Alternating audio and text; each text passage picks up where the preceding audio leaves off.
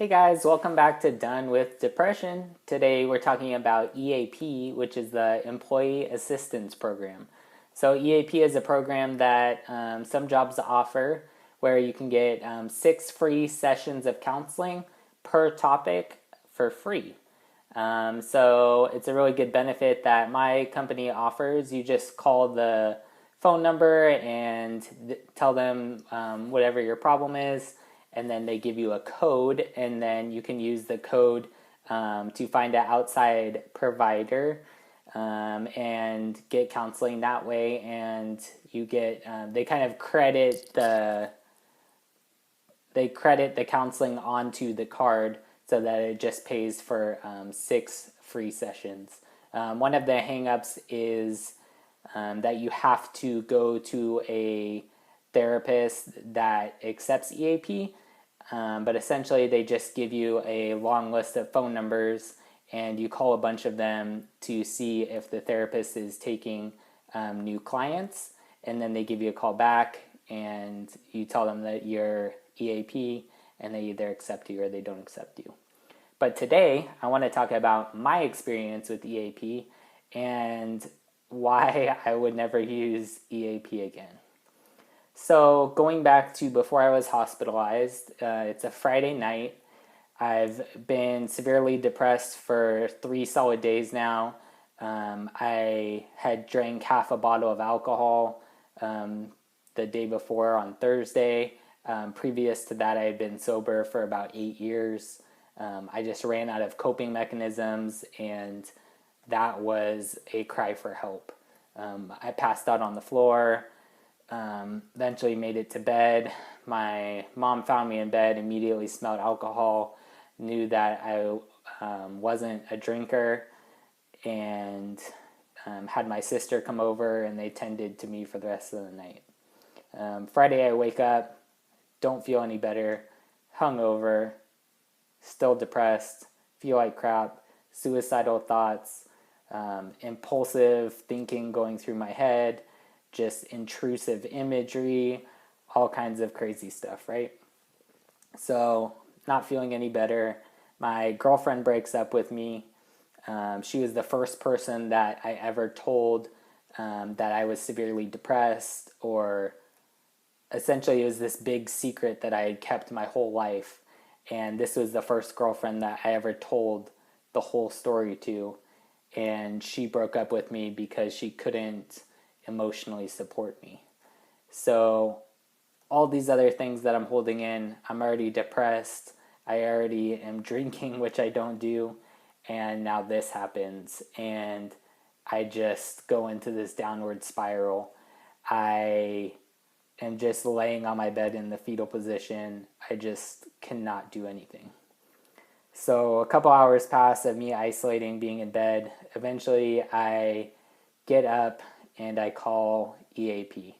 This is the first time in my entire life that I had ever reached out to anyone for help with anything that I was going through. I had never asked for help for depression. I had never even told anyone that I had suicidal thoughts. I had plans at numerous times in my life, never told anyone. First call I ever make to ask for help is to EAP. I tell them I'm having suicidal thoughts, I'm not doing well, I need help, I don't know exactly what I need, I don't know how the process works, I need help, and I need it now. Essentially, they give you a crisis line if you are going to commit suicide, which doesn't really help. And we were on the phone for almost half an hour. She gave me a list of providers that I could call that probably wouldn't get back to me till Tuesday or Wednesday. And if I was lucky, I could get an appointment maybe by the end of the next week. Obviously, for me, the position I was in, that was not going to work. I tried to express this to the person I was on the phone with at EAP, and they didn't really get what I was going through. She asked me if I felt like I was going to be safe that night. I was crying. I told her I didn't know. She asked me if I had a safety plan. I told her I did not. She asked me if I had any friends that I could hang out with just for that night. I told her I did not.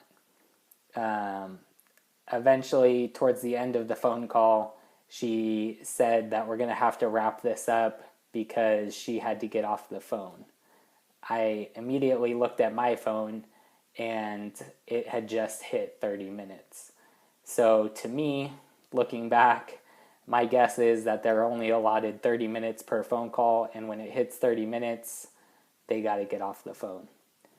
So I pretty much hung up with no safety plan, no plan for the rest of the night, feeling suicidal, reaching out for help for the very first time, and not getting anything that I needed.